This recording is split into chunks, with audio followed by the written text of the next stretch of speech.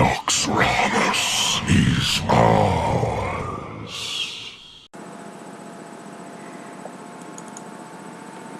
Hello YouTube, today I want to talk about some of the new released Blackrock Mountain cards.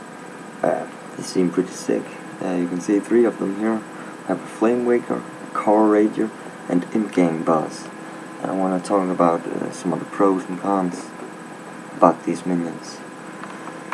So the first one is the Flame Walker. It seems it's very good at control. After you cast a spell, deal 2 damage randomly split among all enemies. It seems like it's good against mech mages and rush warlocks and all kind of Sue decks. It seems at least it can be controlled, the randomness about the proc. It deals 2 damage to a random enemy. So it seems pretty good against those sort of decks, but I'm not sure if it's if you're against a control warrior, it wouldn't matter that much. And the cons is like it doesn't have the best stats at all. 2/4 for 3 mana, not very good, but the effect is pretty good actually. And if you buff this creature up, it will get really big. I think it's worth the stats, considering its effect. Yeah, and that's pretty much the Flame Waker.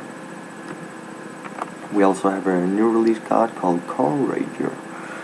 It's a 4-drop battle cry. If your hand is empty, gain 3/3. It's a 4/4, and if your hand is empty, it'll be a 7/7 for 4 mana, so that's pretty insane. Plus it's a beast. Well, that's some amazing stats, I must say. They are pretty good. And considering in a Hunter deck, that would be crazy, just toning up that creature with the Houndmaster. That would be like a 9/9 with taunt.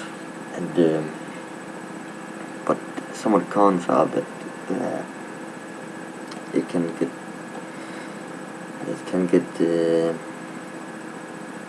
can really get buffed if you're playing it in a warlock deck. You probably want to play it in a rush deck, considering its effects.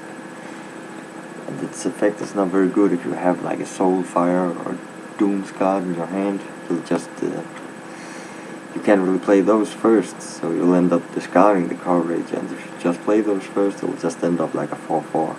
I mean, 4/4 is decent for 4 mana. It's not particularly good, but it's okay. It's okay. Considering a Yeti is just like 4/5, it's like, plus it's a beast, so it can get buffed easier.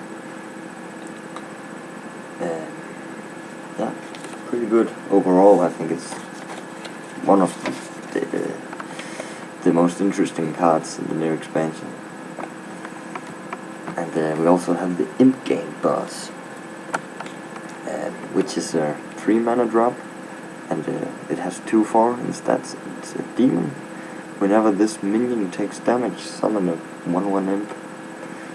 And I think it's a very fun card to play around with, especially if you're running like I don't know, a Sue deck or something, and your opponent already used all his AoE spells, because this card obviously can be easily countered by AoE. But I think we're also gonna see this card in demon-like decks, because of the synergy with Mal'Ganis, and it also had other crazy synergies with cards like Raid Leader or Stormwind Knight or something. But yeah, I think it's a pretty interesting card. Here we have 3 Cardbacks that are gonna get released. This is the Cardback for the end of the season. Looks pretty cool. The kind of rag look in it. And the heroic one looks kind of raw. I think it's kind of brutal, even though it doesn't have fire like the other 2. And the pre-order one, that's just sick. I think it's the coolest Cardback I ever seen.